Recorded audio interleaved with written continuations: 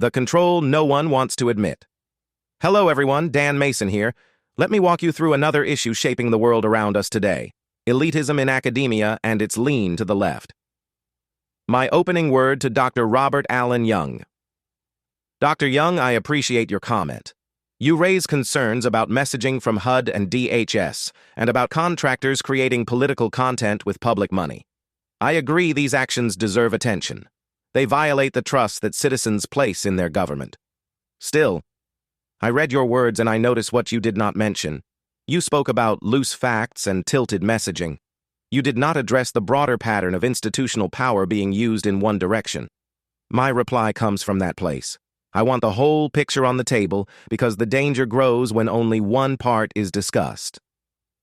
The conversation we keep avoiding. You frame the issue as a misuse within a federal agency. I go further. I see the intelligence agencies shaping public opinion. I see the FBI directing attention toward one group while ignoring others.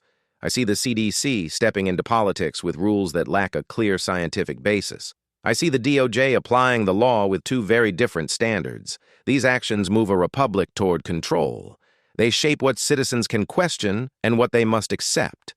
When these institutions lean in one direction, the entire system tilts. How national security became political security. The FBI and CIA were created for protection, not persuasion. Yet both have stepped into political territory. Social media companies met with intelligence officials before an election to decide what information the public should see. That is not academic caution. That is narrative control. When the agencies with the most authority determine which topics should stay visible and which should disappear, the public loses its right to independent judgment. The border as a shield instead of a duty. We speak about ethics in federal offices. I also talk about the border. A nation that refuses to secure its border is making a political choice.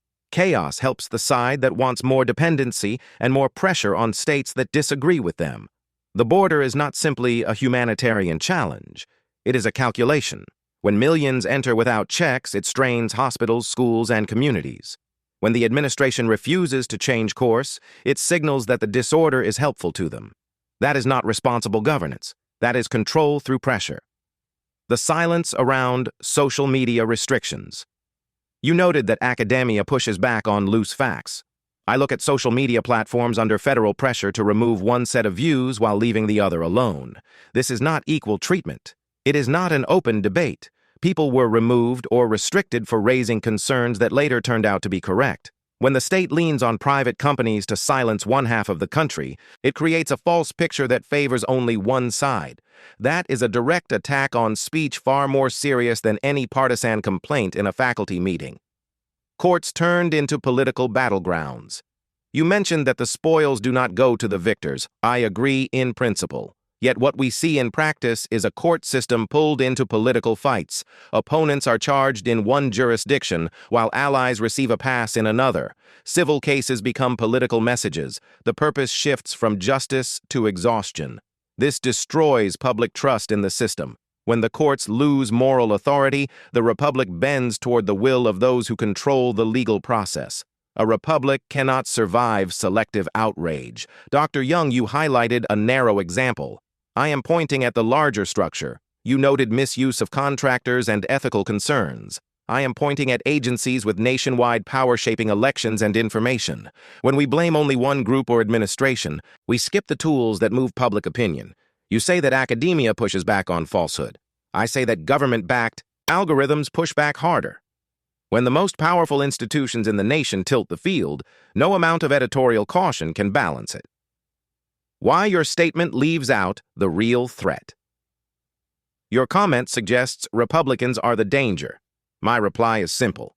If Republicans are the exclusive threat, then tell me why the expanding powers of the intelligence agencies are not a greater threat.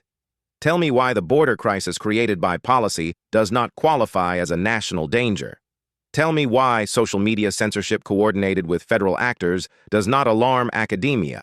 Tell me why uneven legal standards do not count as a direct assault on democracy. A fair answer requires these questions. My closing word. I respect your voice. I believe the story is much larger than what you described. I want a republic that applies laws equally. I want agencies that serve the people, not just one political tribe. I want secure borders. I want honest courts.